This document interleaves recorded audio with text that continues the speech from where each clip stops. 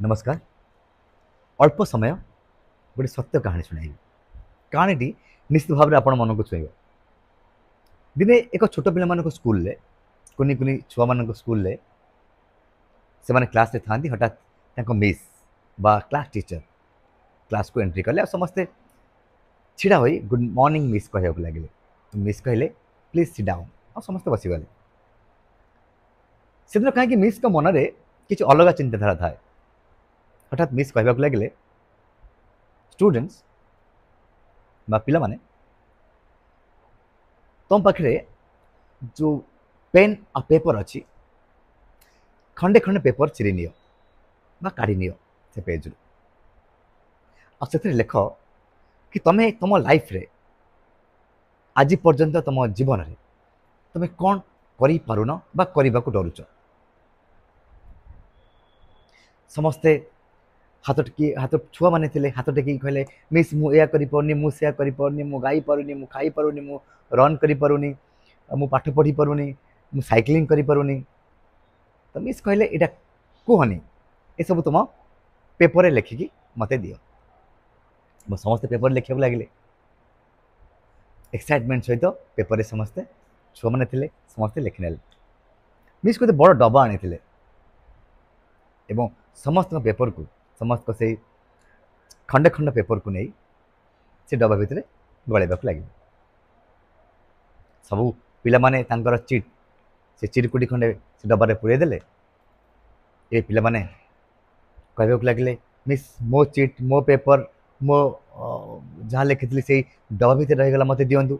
Miss कहले टिके धैर्य धर समस्त समस्त पेपर मिल जाव।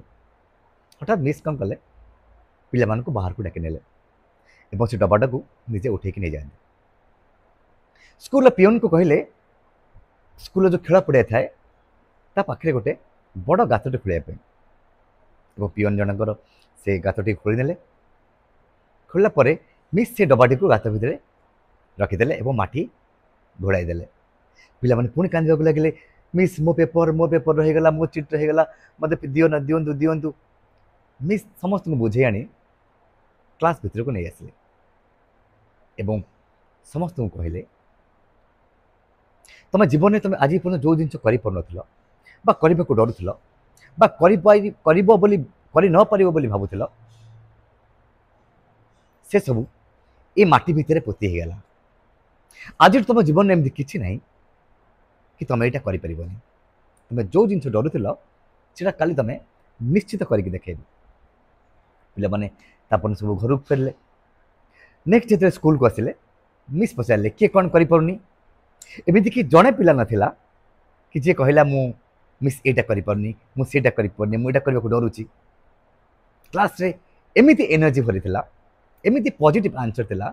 मिस देखी खुशी जाते सब पिला कह लगे कि मिस मुझे सब करने को ट्राए कर सब कर चेष्टा भी करी जोटा मु गला काली पर्यंत कर।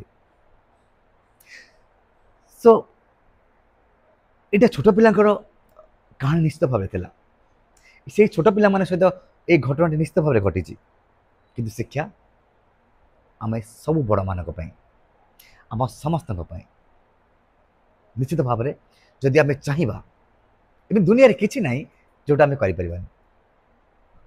आपण के भावतुनि जे आपण अक्षम बा असमर्थ मनीष ही सब किसी कर एरोप्लेन उड़ी पार्टी मनीष जदि आम महाकाश जापे केवल Manish. So nothing is impossible. आशा करें वीडियो आपको भल लगी आउ मो वीडियो को पसंद करेंगे लाइक्स कमेंट करेंगे। जय जगन्नाथ।